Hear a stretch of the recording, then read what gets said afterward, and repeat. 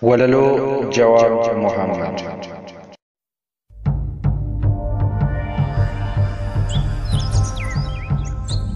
Oromo first or Ethiopian first? I am an Oromo first because to me Ethiopia first. Ethiopia is imposed on me. The second important point is that because we are forced to denounce our identity, we ended up reaffirming and reasserting our identity. That's how we. Walaloo Jawaar Muhammad.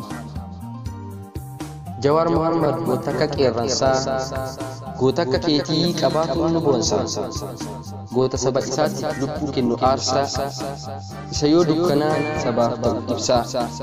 Kanaaf sabni kan hundi si caqasa, sabboona Oromoo jechuu sammuu qaraa. Oromoon hundinuu kanaaf si haraara, gufuu qabsoo teenyaa situ karaa cara, jedhee si abdatee si eeguutti jira.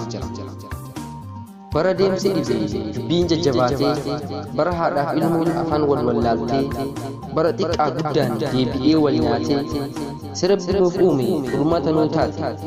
Kanaaf sabni kan hundi siif simate, ni qofaa miti bara namni si abdatu, sammuu kan kee ilaalee namni si mararfatu, lammii eessaati jedhee kan wal iyyaafatu. Addunyaa tanarraa biyyuma kamittuu rakkina uumamu fala si gaafata. Voice of America, Al Jazeera irraa leencuma baruu baay'ee nama rara.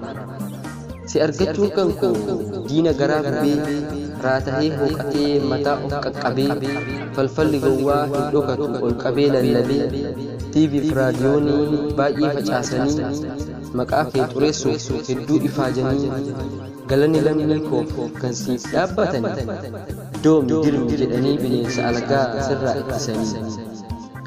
Dubbiin isiin cimtuun afaan keetii baate, Al Jazeera irratti mataa ol qabattee, an Oromoo jechuun qabbaneessite. Isa Itoophiyummaa suutatti deebine jettee, Itoophiyummaa jaraa irraan tarkaanfattee, Itiyoo paaspoortii baadhadhee adeemnaan kaayyoo saba kiyyaa dagadheessa inaan jettee Itoophiyummaa irraan tarkaanfattee, kan Amaarri kalee dirqiin nurra keettee, bineensa durii warra sammuun dhuqqee, jechuma kanatti sammuu jaraa ture.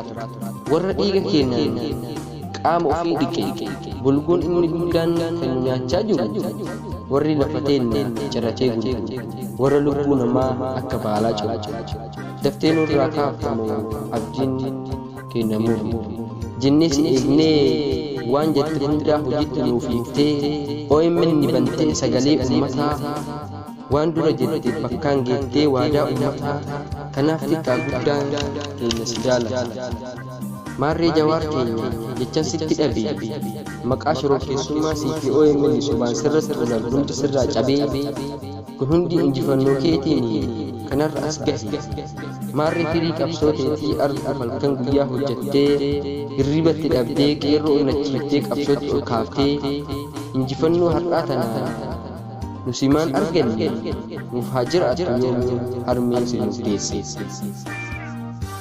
Ani si faarsa jedhee homa jedhu dhabee, sin badhaasa jedhee ol qabee qaqqabee, narraa fagoo taanaan hamileen na cabe.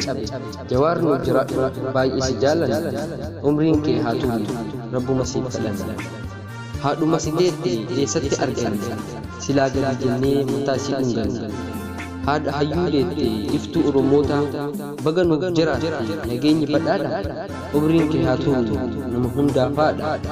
Walaloo tiyyallee tanumaan xumuradha, hundumti keessanuu nagaan naa jiraata. Qopheessee kan isin dhiyeesse ani abdulkarim. Galatooma.